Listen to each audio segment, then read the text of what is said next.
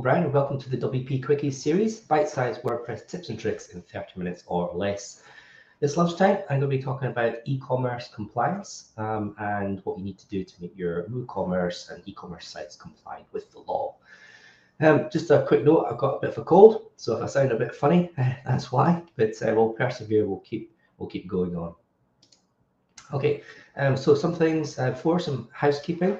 Just if you can subscribe, press the LinkedIn button, connect with me, thumbs up, everything like that on the social platforms, that'd be fantastic.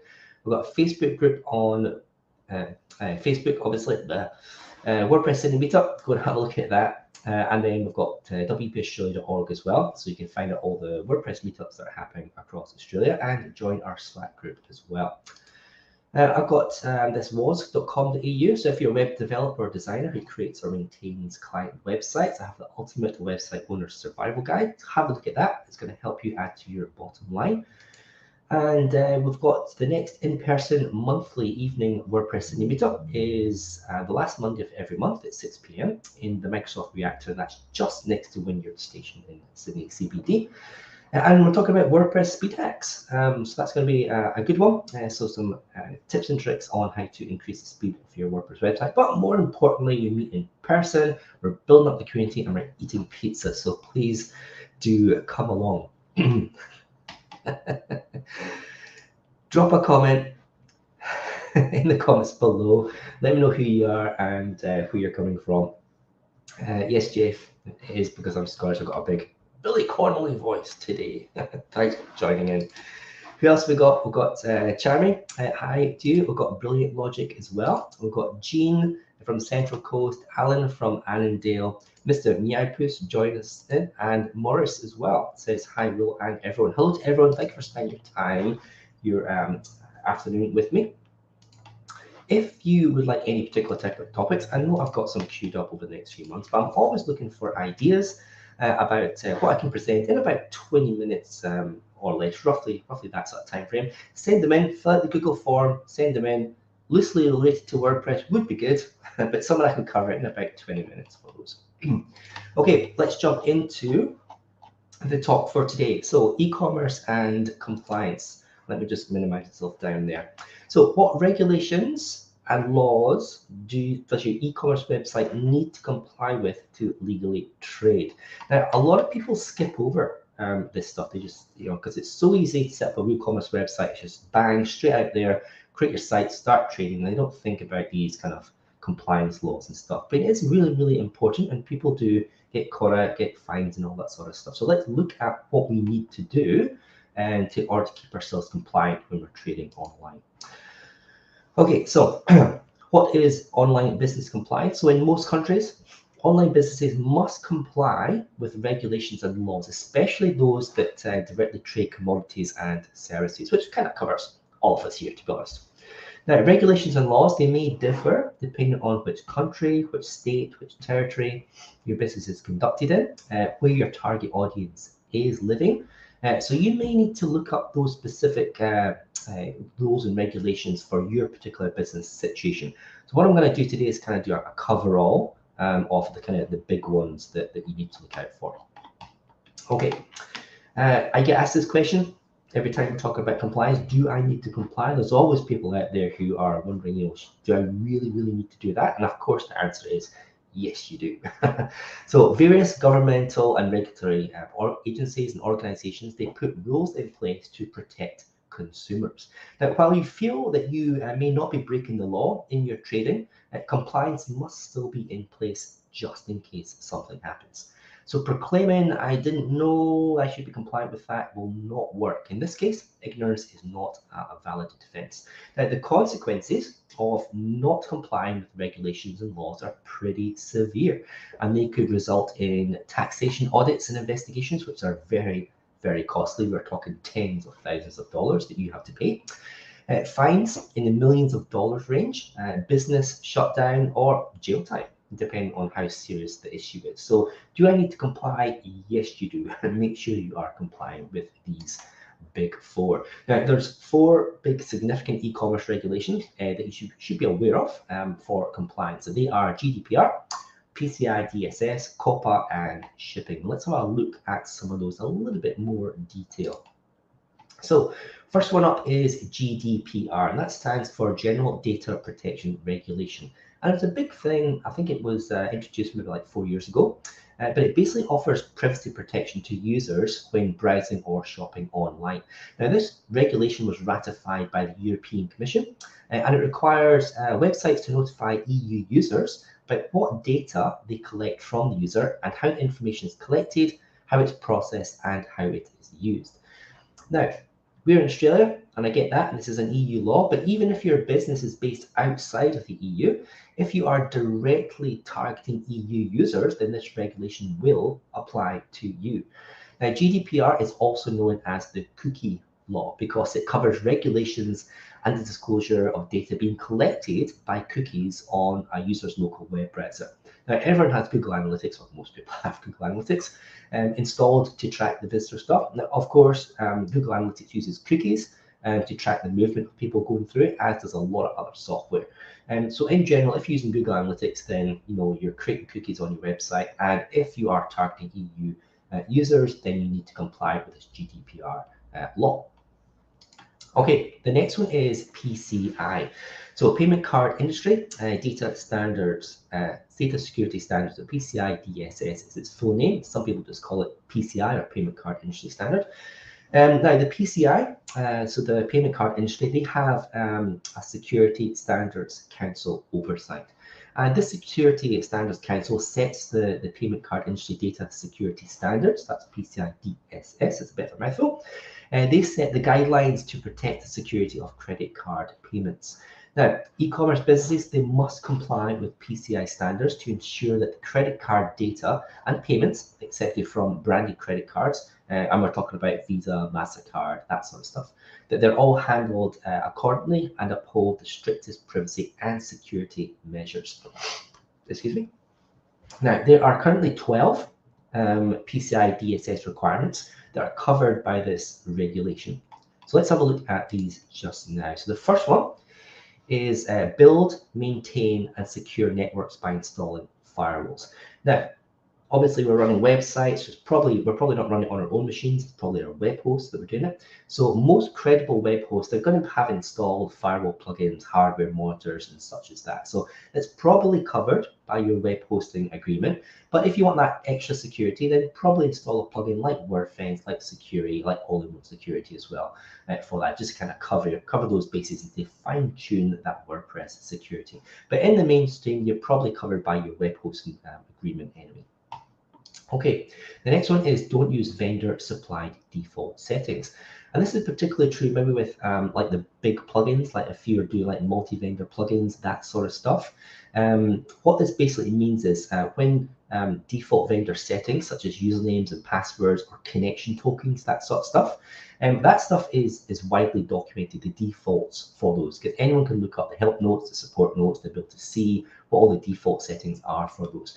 And this requirement here is basically saying don't use those because it's available to hackers and they could use that as an attack vector into your system. So if you are running a system that's come installed and it tells you what default username, default password, or default connection tokens are, similar to WordPress and the salts in the WPConfig.php, that's widely available to everyone, then change all that stuff, okay?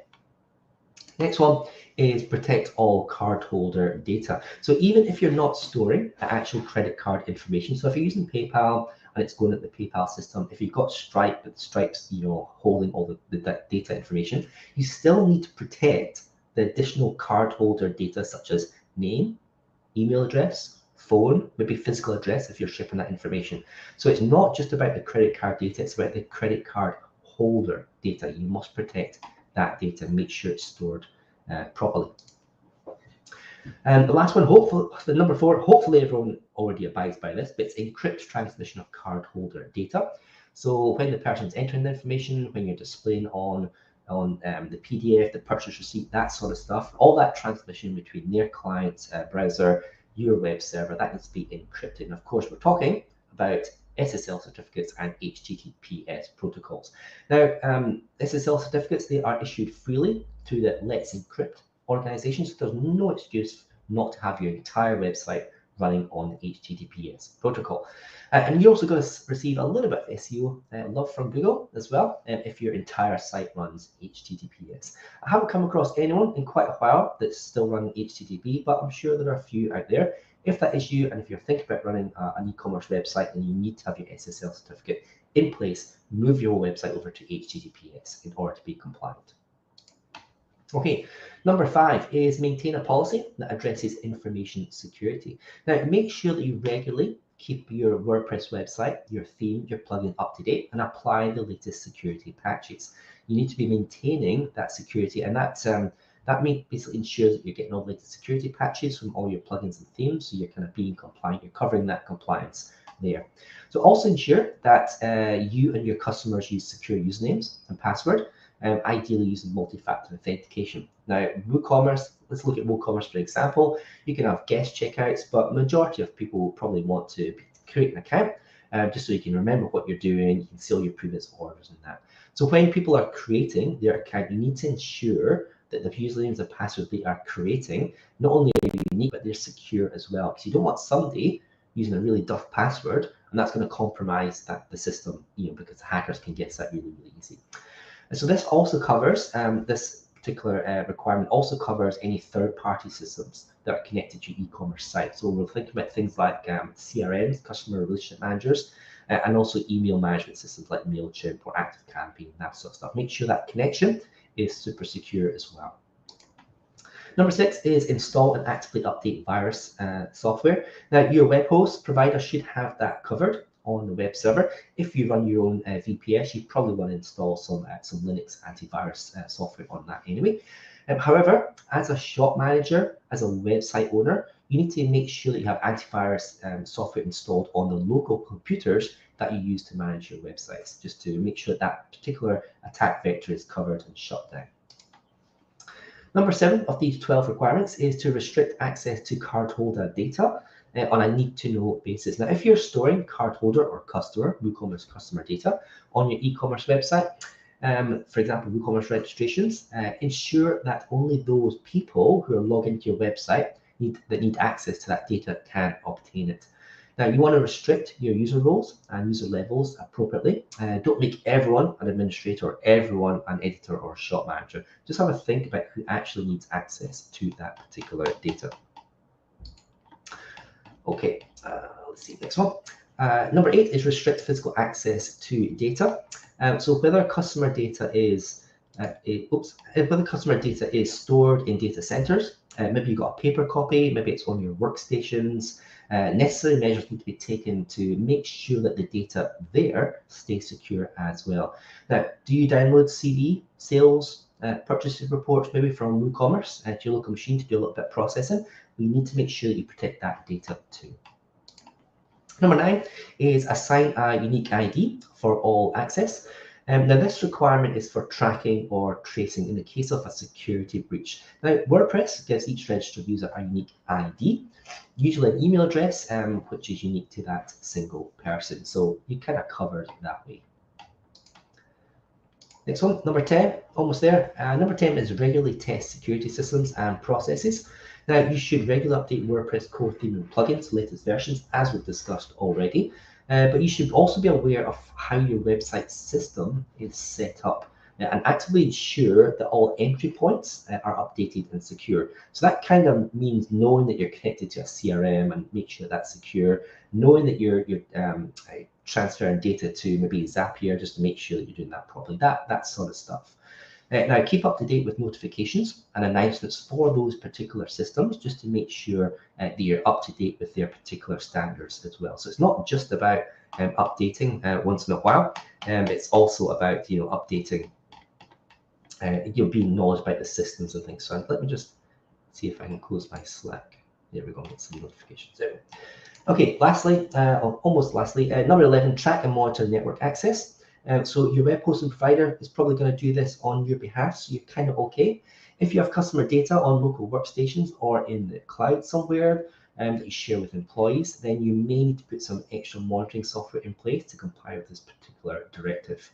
And then definitely lastly, number 12 is maintain a policy to address information security. Now, the policy addresses the usage of critical technology, how to implement a risk assessment process, and the information security responsibility of all personnel. Now, the information security policy needs to be maintained and actually and annually recorded all the changes for those. Now, that could be just simple as security policy on your website, privacy policy, security policy, terms and conditions, that sort of stuff. But if you've got employees, if you've got VAs, then you might want to have like separate policies that outline, how to access data, kind of risk assessments for them as well, things like that. So those are the 12 PCI requirements that you need to maintain. They ought to be PCI-DSS compliant with your e-commerce website.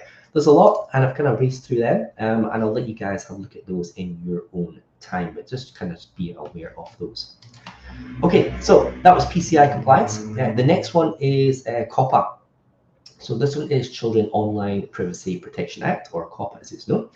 Now, every website, e-commerce or otherwise, that targets minors in the USA is subject to this Children Online Privacy Protection Act, or COPPA. Now, COPPA was signed into US law in 1998, so it's a relatively new regulation, new law, and it sought to protect children's data from being collected without their consent.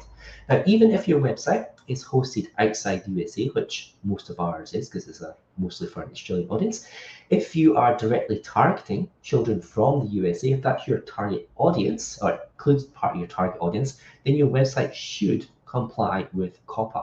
Now, because COPPA is a US-based regulation, it is difficult but not impossible for them to act against foreign or Australian businesses. Okay, so just because it's an Australian regulation, don't think that you're exempt from that. There's ways that they can get around that. If they find that something's abusing that particular law. However, Australia itself does have it does protect the consent and collection of children's data under the Privacy Act 1988, which you should most definitely comply with because it's an Australian law. So if your target is kids, if it's minors, then you need to comply with the Australian Privacy Act 1988. And I've got links for all this stuff. I'll post the links after the meetup. I'll put it on the meetup page. I'll put it in the video descriptions as well, so you can link out, so you can see all those particular regulations and laws as well. Okay, the last one here, number 4 for the big ones, is shipping. Now, shipping companies and couriers, they're going to have restrictions on certain items that they will not ship, forbidden items. So restricted items could include things like aerosols, dry ice, gas bottles, explosives, and weapons. Now, that might not be what you're trading in, but some people do.